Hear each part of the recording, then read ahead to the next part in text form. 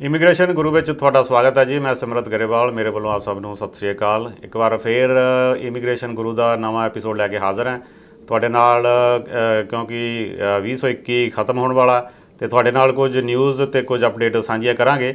ਤੇ ਇਹ ਸਾਰੀ ਜਾਣਕਾਰੀ ਤੁਹਾਡੇ ਤੱਕ ਪਹੁੰਚਾਉਣਗੇ ਅੱਜ ਮੇਰੇ ਨਾਲ ਹਾਜ਼ਰ ਨੇ ICC ਇਮੀਗ੍ਰੇਸ਼ਨ ਤੋਂ ਮਨੂ ਦੱਤਾ ਜੀ, ਜਿਹੜੇ ਕਿ ਤੁਹਾਡੇ ਨਾਲ ਇਹ ਸਾਰੀ ਬੜਮੁੱਲੀ ਜਾਣਕਾਰੀ ਅੱਜ ਸਾਂਝੀ ਕਰਨਗੇ।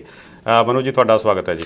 Thank you very much Simrat Sahib. ਸਭ ਤੋਂ ਪਹਿਲਾਂ ਤਾਂ ਤੁਹਾਨੂੰ ਤੇ ਸਾਰੇ ਹੀ ਵਿਊਅਰਸ ਨੂੰ ICC ਇਮੀਗ੍ਰੇਸ਼ਨ ਦੀ ਸਮੁੱਚੀ ਟੀਮ ਵੱਲੋਂ MD Manu Datta and RD Ripudaman Singh Dhillon ਵੱਲੋਂ ਸਤਿ ਸ਼੍ਰੀ ਅਕਾਲ, ਨਮਸਕਾਰ ਤੇ ਆਦਾਬ and thank you very much for having us on your show. Thank you Manu ji. ਅੱਛਾ ਮਨੂ ਜੀ, ਹੁਣ ਦਸੰਬਰ ਦਾ ਆਖਰੀ ਦਿਨ ਚੱਲ ਰਿਹਾ ਨੇ ਤੇ 2022 ਸ਼ੁਰੂ ਹੋਣ ਵਾਲਾ। ਸੋ ਹਮੇਸ਼ਾ ਇਹ ਹੁੰਦਾ ਵੀ ਸਾਲ ਦੇ ਐਂਡ ਤੇ ਜਾ ਕੇ ਕੁਝ ਇਸ ਤਰ੍ਹਾਂ ਦੀਆਂ ਖਬਰਾਂ ਆਉਂਦੀਆਂ ਨੇ ਜਿਹੜੀਆਂ ਕਿ ਅਗਲੇ ਸਾਲ ਦੇ ਬੜੀਆਂ ਉਤਸ਼ਾਹਿਤ ਹੁੰਦੀਆਂ ਨੇ, ਉਤਸ਼ਾਹ ਦੇਣ ਵਾਲੀਆਂ ਹੁੰਦੀਆਂ ਨੇ। ਸੋ ਇਸੇ ਤਰ੍ਹਾਂ ਇੱਕ ਖਬਰ ਹੈ ਵੀ ਰੀਸੈਂਟਲੀ ਆਈ ਹੈ ਵੀ ਜਿਹੜਾ ਕੈਨੇਡਾ ਨੇ ਇਸ ਸਾਲ ਆਪਣਾ ਇਮੀਗ੍ਰੇਸ਼ਨ ਦਾ ਟਾਰਗੇਟ ਸੀ ਉਹ ਮੀਟ ਕਰ ਲਿਆ। ਇੱਥੋਂ ਆਪਾਂ ਸ਼ੁਰੂ ਕਰਦੇ ਹਾਂ।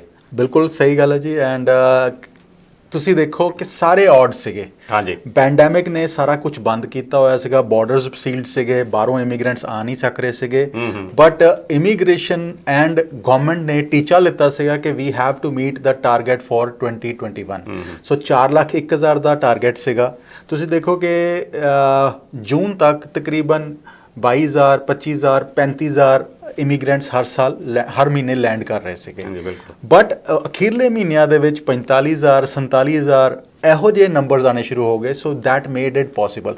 ਐਂਡ ਤੁਸੀਂ ਇੱਕ ਚੀਜ਼ ਹੋਰ ਐਪਰੀਸ਼ੀਏਟ ਕਰਨੀ ਹੈ ਕਿ ਇਹਦੇ ਵਿੱਚ ਇੱਕ ਵੀ ਇਮੀਗ੍ਰੇਸ਼ਨ ਦਾ ਐਪਲੀਕੈਂਟ ਜਿਹੜਾ ਬਾਹਰੋਂ ਨਹੀਂ ਸੀਗਾ, ਇਹ ਸਾਰੇ ਵਿਦਿਨ ਕੈਨੇਡਾ ਪ੍ਰੈਜ਼ੈਂਟ ਸੀਗੇ। ਐਂਡ ਗਵਰਨਮੈਂਟ ਨੇ ਆਪਣੇ ਪ੍ਰੋਗਰਾਮਸ ਵੀ ਉਸ ਤਰ੍ਹਾਂ ਉਲੀਕੇ ਕਿ TR to PR ਵਰਗੀ ਐਪਲੀਕੇਸ਼ਨਸ, ਹੈਲਥ ਕੇਅਰ ਸਰਵਿਸਿਜ਼ ਦੀਆਂ ਐਪਲੀਕੇਸ਼ਨਸ ਜਿਹੜੇ ਵਿਦਿਨ ਕੈਨੇਡਾ ਪ੍ਰੈਜ਼ੈਂਟ ਹੈਗੇ ਨੇ ਉਹਨਾਂ ਵਾਸਤੇ ਇਹੋ ਜਿਹੇ ਪ੍ਰੋਗਰਾਮ ਉਲੀਕੇ ਗਏ ਕਿ ਉਹ ਸਾਰੇ ਕੁਆਲੀਫਾਈ ਕਰ ਗਏ।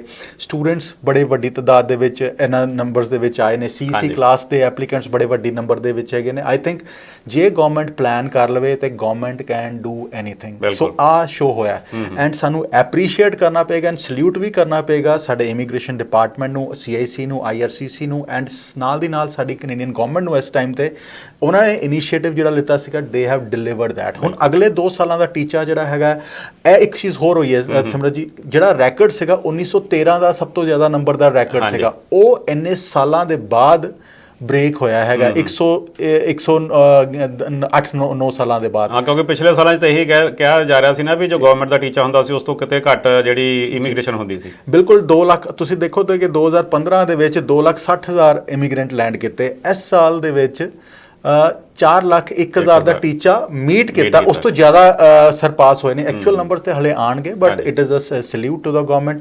ਐਂਡ ਆਉਣ ਵਾਲੇ ਸਮੇਂ ਦੇ ਵਿੱਚ ਆ ਚੀਜ਼ ਨਜ਼ਰ ਆ ਰਹੀ ਹੈ ਕਿ 2022 would be a amazing year because as far as immigration is concern.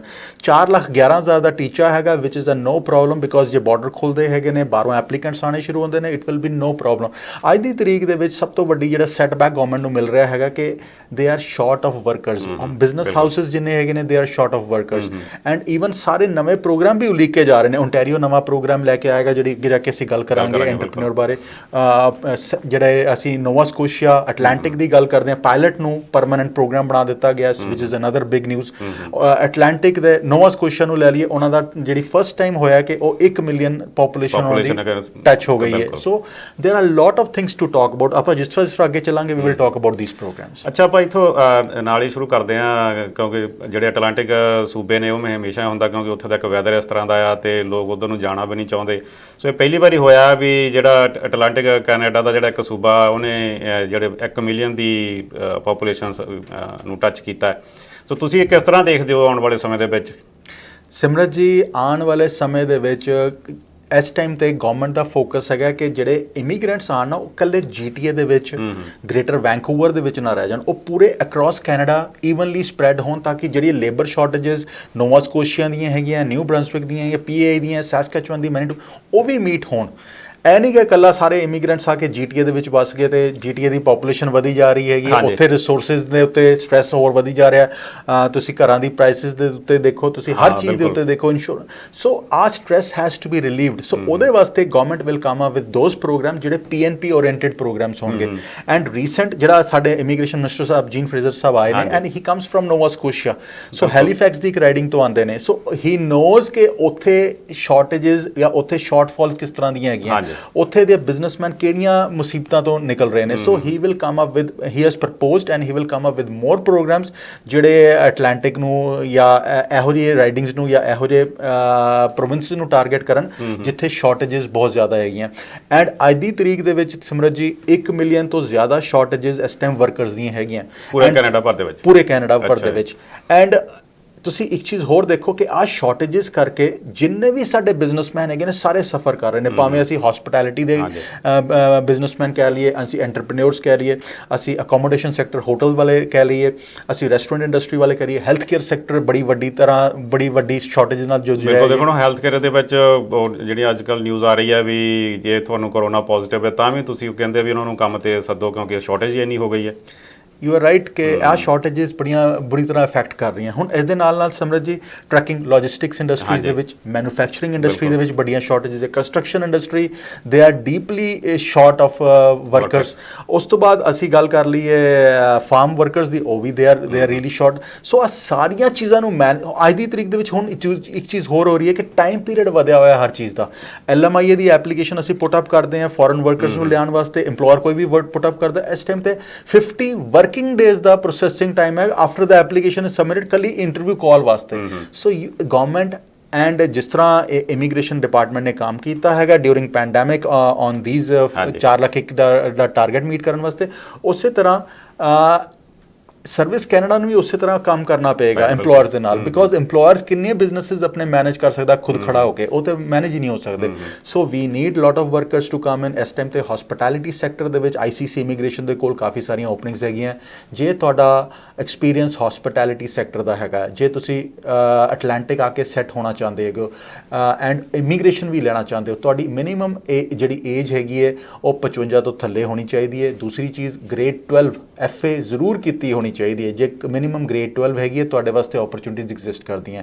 Hospitality sector ਦੇ ਵਿੱਚ ਜੇ ਕੁੱਕ ਹੈਗੇ ਹੋ, ਸ਼ੈਫ ਹੈਗੇ ਹੋ, ਬੇਕਰਸ ਹੈਗੇ ਹੋ, ਨਾਲ ਦੀ ਨਾਲ ਸਰਵਿਸ ਸੁਪਰਵਾਈਜ਼ਰਸ ਹੈਗੇ ਹੋ, ਰੈਸਟੋਰੈਂਟ ਦੇ ਵਿੱਚ ਕਲੀਨਰ ਹੈਗੇ ਹੋ, ਹੋਟਲ ਕਲੀਨਰ ਹੈਗੇ ਹੋ, ਇਸ ਤਰ੍ਹਾਂ ਦਾ ਐਕਸਪੀਰੀਅੰਸ ਹੈਗਾ ਤੇ PNP ਪ੍ਰੋਗਰਾਮ ਐਗਜ਼ਿਸਟ ਕਰ ਰਹੇ ਨੇ। ਬਿਕੋਜ਼ ਜਿੰਨੇ ਵੀ ਸਾਡੀਆਂ ਕੋਲ ਓਪਨਿੰਗਸ ਹੈਗੀਆਂ ਐਮਪਲੋਇਰ ਕੁਆਲੀਫਾਈਡ ਹੈਗਾ ਫॉर PNP ਪ੍ਰੋਗਰਾਮਸ। ਐਂਡ ਉੱਥੇ ਆ ਕੇ ਤੁਸੀਂ ਪਹਿਲੇ ਵਰਕ ਪਰਮਿਟ ਤੇ ਲੈਂਡ ਕਰੋਗੇ ਐਂਡ ਲੈਂਡ ਕਰਨ ਤੋਂ ਬਾਅਦ ਤੁਹਾਡੀ PNP ਦੇ ਵਿੱਚ ਤੁਸੀਂ ਕੁਆਲੀਫਾਈ ਕਰ ਸਕਦੇ ਹੋ ਐਂਡ ਵਿਦ ਫੈਮਿਲੀ ਤੁਸੀਂ ਪਰਮਨੈਂਟ ਰੈਜ਼ੀਡੈਂਸੀ ਵਾਸਤੇ ਐਲੀਜੀਬਲ ਹੈਗੇ ਹੋ। 4 ਬੈਂਡਸ ਮਿਨੀਮਮ ਰਿਕੁਆਇਰ ਹੈਗੇ ਨੇ ਆਈਲੈਟ ਦੇ। So CLB4 is the minimum requirement. So ਜੇ ਆਰ ਇੱਕ ਚੀਜ਼ਾਂ ਮੀਟ ਕਰ ਸਕਦੇ ਹੋ ਤੇ ਤੁਹਾਡੇ ਵਾਸਤੇ ਓਪਰਚੁਨਿਟੀਜ਼ ਹੈਗੀਆਂ। ਐਂਡ ਡੂ ਨਾਟ ਫੋਕਸ ਕਿ ਮੈਂ ਇਕੱਲਾ ਗ੍ਰੇਟਰ ਵੈਂਕੂਵਰ ਦੇ ਵਿੱਚ ਮੇਰੇ ਰਿਸ਼ਤੇਦਾਰ ਹੈਗੇ ਨੇ, ਦੋਸਤ ਹੈਗੇ ਨੇ, ਉੱਥੇ ਆ ਕੇ ਵਸਣਾ ਹੈਗਾ, ਜਾਂ ਗ੍ਰੇਟਰ ਵੈਂਕੂਵਰ ਦੇ ਵਿੱਚ ਜਾਂ ਗ੍ਰੇਟਰ ਟੋਰਾਂਟੋ ਦੇ ਵਿੱਚ। ਦੇਰ R Canada is beautiful all across and absolutely opportunities exist ਕਰਦੀਆਂ ਅਕ੍ਰੋਸ ਕੈਨੇਡਾ ਤੁਹਾਡੇ ਕੋਲ। ਐਂਡ ਇਸ ਟਾਈਮ ਤੇ ਜਿਹੜੀਆਂ ਸਰਕਾਰਾਂ ਵੀ ਹੈਗੀਆਂ ਅਟਲਾਂਟਿਕ ਸੂਬੇ ਦੀਆਂ, they want immigrants to come and work with them. ਉਹ ਚਾਹੁੰਦੇ ਨੇ ਕਿ ਉੱਥੇ ਮਲਟੀਕਲਚਰਲਿਜ਼ਮ ਉਸੇ ਤਰ੍ਹਾਂ ਵਧੇ ਜਿਸ ਤਰ੍ਹਾਂ ਗ੍ਰੇਟਰ ਵੈਂਕੂਵਰ ਦੇ ਵਿੱਚ ਜਾਂ ਗ੍ਰੇਟਰ ਟੋਰਾਂਟੋ ਦੇ ਵਿੱਚ ਵਧਿਆ ਹੋਇਆ। ਐਂਡ ਉਹਨਾਂ ਦੀ ਇੰਟੈਂਸ਼ਨਸ ਹੈਗੀ ਬਿਕੋਜ਼ ਸੂਬਿਆਂ ਨੂੰ ਵੀ ਐਡਵਾਂਟੇਜ ਹੈਗਾ। ਬਿਕੋਜ਼ ਜਦੋਂ ਵੀ ਇਮੀਗ੍ਰੈਂਟਸ ਆਏਗਾ ਆ ਕੇ ਬਿਜ਼ਨਸ ਬਾਏ ਕਰੇਗਾ, ਪਹਿਲੇ ਬਿਜ਼ਨਸ ਕਰੇਗਾ, ਕਰ ਲਏਗਾ, ਉਹ ਕੁਛ ਆਪਣੀ ਕੰਟਰੀਬਿਊਸ਼ਨ ਇਕੋਨੋਮੀ ਨੂੰ ਦੇਣਾ ਸ਼ੁਰੂ ਕਰ ਦੇਗਾ। ਸੋ ਉੱਥੇ ਉਹ ਇਨਵੈਸਟ ਕਰੇਗਾ ਐਂਡ ਇਨਵੈਸਟ ਕਰਨ ਦੇ ਨਾਲ ਆਪਣੇ ਟੈਕਸਿਸ ਪੇ ਕਰੇਗਾ। ਸੂਬਿਆਂ ਨੂੰ ਇਹੀ ਤੇ ਚੀਜ਼ਾਂ ਚਾਹੀਦੀਆਂ ਐਂਡ ਸੂਬਾ ਹੋਰ ਗਰੋ ਕਰੇਗਾ। ਸੋ ਜੌਬ ਓਪਰਚੁਨਿਟੀਜ਼ ਵਧਣਗੀਆਂ, ਉਹਦੇ ਨਾਲ ਓਪਰਚੁਨਿਟੀਜ਼ ਪ੍ਰੋਵਿੰਸ ਵਾਸਤੇ ਵੀ ਵਧਣਗੀਆਂ ਐਂਡ ਇਮੀਗ੍ਰੈਂਟ ਵਾਸਤੇ ਵੀ ਵਧਣਗੀਆਂ। ਅੱਛਾ ਮਨੂ ਜੀ, ਤੁਸੀਂ ਆਪਾਂ ਗੱਲ ਕਰ ਰਹੇ ਸੀ, ਤੁਸੀਂ ਕਿਹਾ ਸੀਗਾ ਵੀ ontario ਵੱਲੋਂ ਇੱਕ ਨਵਾਂ ਜਿਹੜਾ ਪ੍ਰੋਗਰਾਮ ਸ਼ੁਰੂ ਕੀਤਾ ਜਾ ਰਿਹਾ ਬਿਜ਼ਨਸ ਦੇ ਲਈ, ਉਹਦੇ ਬਾਰੇ ਵੀ ਆਪਣੇ ਦਰਸ਼ਕਾਂ ਨੂੰ ਜਾਣਕਾਰੀ ਦਿਓ ਵੀ ਕੀ ਹੈ ਉਸ ਪ੍ਰੋਗਰਾਮ। ਸਿਮਰਤ ਜੀ, ontario ਦਾ ਐਂਟਰਪ੍ਰੈਨਿਓਰ ਪ੍ਰੋਗਰਾਮ ਐਗਜ਼ਿਸਟ ਕਰਦਾ ਪਿਆ ਕਾਫੀ ਚਿਰ ਤੋਂ। ਹਾਂਜੀ। But that programme has not literally worked. 2015 ਤੋਂ ਹਾਲੇ ਤੱਕ ਸਿਰਫ ਜੇ ਗੱਲ ਕਰੀਏ ਤੇ ਸਿਰਫ 2 ਨੋਮੀਨੇਸ਼ਨਸ ਦਿੱਤੀਆਂ ਗਈਆਂ। ਸੋ ਇੰਨਾ ਪ੍ਰੋਗਰਾਮ ਜਿਹੜਾ ਬੜੇ ਉਮੀਦਾਂ ਨਾਲ ਸ਼ੁਰੂ ਕੀਤਾ ਗਿਆ ਸੀਗਾ, it has not worked that way. ਹੁਣ ਨਵਾਂ ਪ੍ਰੋਗਰਾਮ ਸਾਡੇ ਮਿਨਿਸਟਰ ਸਾਹਿਬ ਹੈਗੇ ਨੇ ਮੌਂਟੀ ਮੈਕਨਾਟਨ ਸਾਹਿਬ, ਉਹ ਨਵਾਂ ਪ੍ਰੋਗਰਾਮ ਉਲੀਕ ਕੇ ਲੈ ਕੇ ਆਏ ਨੇ। ਉਹਨਾਂ ਨੇ ਕਿਹਾ ਕਿ 100 ਅਸੀਂ ਐਂਟਰਪ੍ਰੈਨਿਓਰਸ ਨੂੰ ਲਵਾਂਗੇ ontario ਦੇ ਵਿੱਚ। ਉਹਨਾਂ ਨੂੰ ਬਿਜ਼ਨਸ ਸੈਟਅਪ ਕਰਨਾ ਹੈਗਾ ਬਟ GTA ਤੋਂ ਬਾਹਰ ਕਰਨਾ, ਗ੍ਰੇਟਰ ਟੋਰਾਂਟੋ ਏਰੀਆ ਤੋਂ ਬਾਹਰ ਬਿਜ਼ਨਸ ਸੈਟਅਪ ਕਰਨਾ ਐਂਡ ਮਿਨੀਮਮ ਇਨਵੈਸਟਮੈਂਟ ਉਹਨਾਂ ਨੇ $2 ਲੱਖ ਦੀ ਕਰਨੀ ਹੈਗੀ ਹੈ। ਇਸ ਪ੍ਰੋਗਰਾਮ ਦੇ ਵਿੱਚ ਸਭ ਤੋਂ ਵੱਡੀ ਖਾਸੀਅਤ ਆ ਹੈਗੀ ਹੈ ਜੀ ਕਿ ਤੁਹਾਡੀ ਸਿਰਫ ਗ੍ਰੇਡ CLB4 ਦੀ ਤੁਹਾਡੇ ਆਈਲੈਟਸ ਰਿਕੁਆਇਰਮੈਂਟ ਹੈਗੀ ਹੈ, ਐਜੂਕੇਸ਼ਨ ਦੀ ਰਿਕੁਆਇਰਮੈਂਟ ਕੋਈ ਨਹੀਂ ਹੈਗੀ। ਹਾਂ, ਪਿਛਲੇ 50 ਸਾਲਾਂ ਦੇ ਵਿੱਚ ਤੁਹਾਡੇ ਕੋਲ 2 ਸਾਲ ਦਾ ਬਿਜ਼ਨਸ ਰਨ ਕਰਨ ਦਾ ਐਕਸਪੀਰੀਅੰਸ ਜ਼ਰੂਰ ਹੋਣਾ ਚਾਹੀਦਾ। ਜੇ ਤੁਸੀਂ ਆ ਰਿਕੁਆਇਰਮੈਂਟਸ ਮੀਟ ਕਰਦੇ ਹੋ, ਘੱਟੋ ਘੱਟ 4 ਲੱਖ ਦੇ ਤੁਹਾਡੇ ਨੈਟ ਐਸੈਟਸ ਹੈਗੇ ਨੇ, ਮਤਲਬ 2 ਕਰੋੜ ਦੇ ਨੈਟ ਐਸੈਟਸ ਹੈਗੇ ਨੇ, $2 ਲੱਖ ਇਨਵੈਸਟ ਕਰਨ ਵਾਸਤੇ ਤਿਆਰ ਹੈਗੇ ਹੋ ਗ੍ਰੇਟਰ ਟੋਰਾਂਟੋ ਏਰੀਆ ਤੋਂ ਬਾਹਰ, ਤੇ this is a programme that can work for you. But ਇਹਦੇ ਵਿੱਚ ਸਭ ਤੋਂ ਵੱਡੀ ਇੰਪੋਰਟੈਂਟ ਚੀਜ਼ ਹੈਗੀ ਕਿ ਸਿਰਫ 100 ਐਪਲੀਕੇਸ਼ਨਸ ਜਾਣੀਆਂ ਹੈਗੀਆਂ, ਐਂਡ 100 ਐਪਲੀਕੇਸ਼ਨਸ ਵਾਸਤੇ ਬੜੇ ਘੱਟ ਲਿਮਿਟਿਡ ਲੋਕਾਂ ਦੇ ਕੋਲ ਰਿਸੋਰਸਿਸ ਹੋਣਗੇ ਇਹ ਐਪਲੀਕੇਸ਼ਨ ਪ੍ਰੋਸੈਸ ਕਰਨ ਵਾਸਤੇ। ਸੋ ਇਸ ਐਪਲੀਕੇਸ਼ਨ ਵਾਸਤੇ ਇਨਫੋਰਮੇਸ਼ਨ ਲੈਣਾ ਚਾਹੁੰਦੇ ਹੋ, ਆਪਣੀ ਐਲੀਜੀਬਿਲਿਟੀ ਡਿਸਕਸ ਕਰਨਾ ਚਾਹੁੰਦੇ ਹੋ, ਤੇ ICC ਨਾਲ ਤੁਸੀਂ ਕੰਟੈਕਟ ਕਰ ਸਕਦੇ ਹੋ। ਇਹਦੇ ਵਿੱਚ ਤੁਹਾਨੂੰ PNP ਸਰਟੀਫਿਕੇਟ ਮਿਲ ਜਾਏਗਾ ਜਲਦੀ ਐਸ ਪਰ ਜੋ ਇਨਫੋਰਮੇਸ਼ਨ ਅਵੇਲੇਬਲ, ਐਂਡ ਉਸ ਤੋਂ ਬਾਅਦ ਤੁਸੀਂ PNP ਦੇ ਵਿੱਚ ਤੁਹਾਡੀ ਫਾਈਲ ਪਰਮਾਨੈਂਟ ਰੈਜ਼ੀਡੈਂਸੀ ਵਾਸਤੇ ਲੱਗ ਜਾਏਗੀ। So this is an amazing programme for businessman, and ਨਾਲ ਦੀ ਨਾਲ ਜਿਹੜੇ ਬਿਜ਼ਨਸਮੈਨ ਇਹਦੇ ਵਿੱਚ 100 ਦੇ ਵਿੱਚ ਕੁਆਲੀਫਾਈ ਹੋਣਗੇ, 100 applications is very peanuts, you know, ਬੜਾ ਛੋਟਾ ਨੰਬਰ ਹੈਗਾ ਆ, ਛੇਤੀ ਭਰ ਜਾਣੀਆਂ ਹੈ, ਪਤਾ ਹੀ ਨਹੀਂ ਚੱਲਣਾ ਸਿਮਰਤ ਜੀ। ਐਂਡ ਬਹੁਤ ਸਾਰੇ ਜਿਹੜੇ ਇੰਡੀਆ ਪਾਕਿਸਤਾਨ ਦੇ ਵਿੱਚ ਲੋਕੀ ਪ੍ਰਮੋਟ ਕਰਨਗੇ, ਉਹਨਾਂ ਦੇ ਕੋਲ ਤੇ ਰਿਸੋਰਸਿਸ ਵੀ ਨਹੀਂ ਹੋਣਗੇ ਕਿ ਉਹਨਾਂ ਦੀ ਐਪਲੀਕੇਸ਼ਨ ਸਬਮਿਟ ਹੋ ਸਕੇ। So get in touch with the Canadian consultants or lawyer ਜਿਹੜੇ ਐਕਚੁਅਲੀ ਦੇ ਵਿੱਚ ਤੁਹਾਨੂੰ ਹੈਲਪ ਕਰ ਸਕਣ। ਐਂਡ ICC ਦੇ ਕੋਲ ਬਿਜ਼ਨਸਮੈਨ ਵਾਸਤੇ ਬਹੁਤ ਸਾਰੀ ਓਪਰਚੁਨਿਟੀਜ਼ ਹੈਗੀਆਂ, ਬਿਕੋਜ਼ ਇਸ ਟਾਈਮ ਤੇ ਕੈਨੇਡੀਅਨ ਗਵਰਨਮੈਂਟ ਚਾਹੁੰਦੀ ਹੈ, ਹਰ ਪ੍ਰੋਵਿੰਸ਼ੀਅਲ ਗਵਰਨਮੈਂਟ ਚਾਹੁੰਦੀ ਹੈ ਕਿ ਬਿਜ਼ਨਸਮੈਨ ਆਵੇ, ਇਨਵੈਸਟ ਕਰੇ ਕੈਨੇਡਾ ਦੇ ਵਿੱਚ, ਉਸ ਪ੍ਰੋਵਿੰਸ ਦੇ ਵਿੱਚ ਇਨਵੈਸਟ ਕਰੇ, ਉਸ ਸਿਟੀ ਦੇ ਵਿੱਚ ਇਨਵੈਸਟ ਕਰੇ, ਐਂਡ ਇੱਥੇ ਜੌਬ ਓਪਰਚੁਨਿਟੀਜ਼ ਕ੍ਰੀਏਟ ਕਰਨ। ਬਿਕੋਜ਼ ਇਸ ਪ੍ਰੋਗਰਾਮ ਦੇ ਨਾਲ ਵੀ ਤੁਸੀਂ ਦੇਖੋ ਜੇ 100 ਇਮੀਗ੍ਰੈਂਟ ਆਉਂਦਾ, 100 ਐਪਲੀਕੈਂਟਸ ਆਉਂਦਾ ਹੈਗਾ, ਤੇ 20 ਮਿਲੀਅਨ ਦੀ ਇਨਵੈਸਟਮੈਂਟ ਲੈ ਕੇ ਆ ਰਹੀ ਹੈ। ਹਰ ਬਿਜ਼ਨਸ ਨੇ ਘੱਟੋ ਘੱਟ 2 ਓਪਰਚੁਨਿਟੀਜ਼ ਕ੍ਰੀਏਟ ਕਰਨੀ ਹੈ। ਸੋ 200 ਓਪਰਚੁਨਿਟੀਜ਼ ਵਾਸਤੇ, ਐਂਡ 200 ਓਪਰਚੁਨਿਟੀਜ਼ ਸਕੈਨ ਨਹੀਂ ਹੁੰਦੀਆਂ ਜਦੋਂ ਬਿਜ਼ਨਸ ਚੱਲਦਾ ਹੈਗਾ, ਤੇ 2 ਦੀਆਂ 10 ਵੀ ਹੁੰਦੀਆਂ ਤੇ 20 ਵੀ ਹੁੰਦੀਆਂ ਹੈਗੀਆਂ job opportunities. So it is a win situation for province as well, for the businessman as well.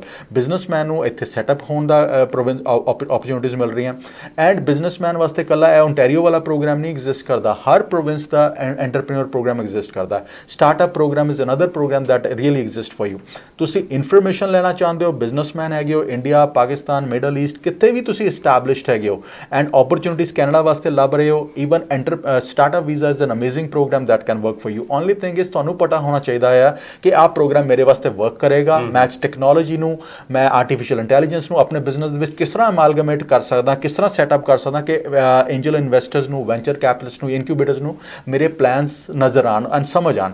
ਸੋ ਉਹਦੇ ਵਾਸਤੇ ICC ਨਾਲ ਕੰਟੈਕਟ ਕਰ ਸਕਦੇ ਹੋ। ਜਦੋਂ ਵੀ ਕੰਟੈਕਟ ਕਰੋ, ਸਾਨੂੰ 3-4 ਚੀਜ਼ਾਂ ਚਾਹੀਦੀਆਂ ਹੈਗੀਆਂ। ਤੁਹਾਡੇ CVs ਚਾਹੀਦੇ ਨੇ ਦੋਨੋਂ ਸਪਾਊਸਿਸ ਦੇ, ਤੁਹਾਡੇ ਜਿਹੜਾ ਬਿਜ਼ਨਸ ਕਰ ਰਹੇ ਹੋ ਜੇ ਵੈਬਸਾਈਟ ਹੈਗੀ ਉਹਦੀ ਡਿਟੇਲਸ ਚਾਹੀਦੀਆਂ ਹੈਗੀਆਂ, 3 ਸਾਲ ਦੇ ਫਾਈਨੈਂਸ਼ੀਅਲਸ ਚਾਹੀਦੇ ਨੇ, ਤੁਹਾਡੇ ਨੈਟ ਐਸੈਟਸ ਦੀ ਡਿਟੇਲ ਚਾਹੀਦੀ ਹੈ, and we will suggest you ਕਿ ਕਿਹੜਾ ਓਪਰਚੁਨਿਟੀ ਕਿਸ ਤਰ੍ਹਾਂ ਵਰਕ ਕਰ ਸਕਦਾ। ਸਟਾਰਟਅਪ ਵੀਜ਼ਾ ਇੱਕ ਇਹੋ ਜਿਹਾ ਵੀਜ਼ਾ ਹੈਗਾ ਸਿਮਰਤ ਜੀ ਜਿਹਦੇ ਵਿੱਚ ਐਜੂਕੇਸ਼ਨ ਘੱਟ ਹੈਗੀ ਹੈ, ਐਜੂਕੇਸ਼ਨ ਨਹੀਂ ਹੈਗੀ ਤਾਂ ਵੀ ਤੁਸੀਂ ਕੁਆਲੀਫਾਈ ਕਰ ਸਕਦੇ ਹੋ। ਓਨਲੀ ਥਿੰਗ ਇਜ਼ ਆਈਲੈਟਸ ਦੇ ਵਿੱਚ ਤੁਹਾਨੂੰ 5 ਬੈਂਡ ਜ਼ਰੂਰ ਲੈਣੇ ਹੈਗੇ ਨੇ। ਤਕਰੀਬਨ 3 ਤੋਂ 4 ਮਹੀਨਿਆਂ ਦੇ ਵਿੱਚ ਤੁਹਾਨੂੰ ਲੈਟਰ ਆਫ ਸਪੋਰਟ ਮਿਲ ਜਾਂਦਾ ਹੈਗਾ। ਇੱਕ ਵਾਰੀ ਲੈਟਰ ਆਫ ਸਪੋਰਟ ਮਿਲ ਗਿਆ, ਉਸ ਤੋਂ ਬਾਅਦ ਤੁਹਾਡੀ application goes to your home country, police clearance, medicals and document verifications ਵਾਸਤੇ। And this is one of the amazing programme ਜਿਹਦੇ ਵਿੱਚ ਤੁਸੀਂ straight as a permanent resident ਵੀ ਲੈਂਡ ਕਰ ਸਕਦੇ ਹੋ, ਐਂਡ ਵਰਕ ਪਰਮਿਟ ਤੇ ਆ ਕੇ ਆਪਣਾ ਬਿਜ਼ਨਸ ਵੀ ਸਟੈਬਲਿਸ਼ ਕਰ ਸਕਦੇ ਹੋ। ਸੋ ਇਨਫੋਰਮੇਸ਼ਨ ਲੈਣ ਵਾਸਤੇ ICC ਨਾਲ ਕੰਟੈਕਟ ਕਰ ਸਕਦੇ ਹੋ, and we can assist you and guide you. So ਉਹਦੇ ਵਾਸਤੇ info@iccimmigration.ca ਸਾਡਾ ਈਮੇਲ ID ਹੈਗਾ, ਐਂਡ ਸਾਡੇ ਫੋਨ ਨੰਬਰਸ ਲਿਖੇ ਹੋਏ ਨੇ, and you can reach us out and we can discuss everything with you. Manu ji, ਅੱਜ ਦੇ ਪ੍ਰੋਗਰਾਮ ਦੇ ਵਿੱਚ ਸ਼ਾਮਲ ਹੋਣ ਲਈ ਤੇ ਸਾਰੀ ਜਾਣਕਾਰੀ ਦਰਸ਼ਕਾਂ ਦੇ ਨਾਲ ਸਾਂਝੀ ਕਰਨ ਲਈ ਤੁਹਾਡਾ ਬਹੁਤ-ਬਹੁਤ ਧੰਨਵਾਦ। ਹੁਣ ਅਗਲੇ ਸਾਲ ਦੇ ਵਿੱਚ ਆਪਾਂ ਨਵਾਂ ਜਿਹੜੀ ਇਮੀਗ੍ਰੇਸ਼ਨ ਅਪਡੇਟਸ ਲੈ ਕੇ ਹਾਜ਼ਰ ਹੋਵਾਂਗੇ। ਉਦੋਂ ਤੱਕ ਲਈ ਧੰਨਵਾਦ ਤੁਹਾਡਾ। ਥੈਂਕ ਯੂ ਵੈਰੀ ਮਚ ਸਿਮਰਤ ਜੀ। ਤੁਸੀਂ ਦੇਖ ਰਹੇ ਸੀ ਇਮੀਗ੍ਰੇਸ਼ਨ ਗੁਰੂ।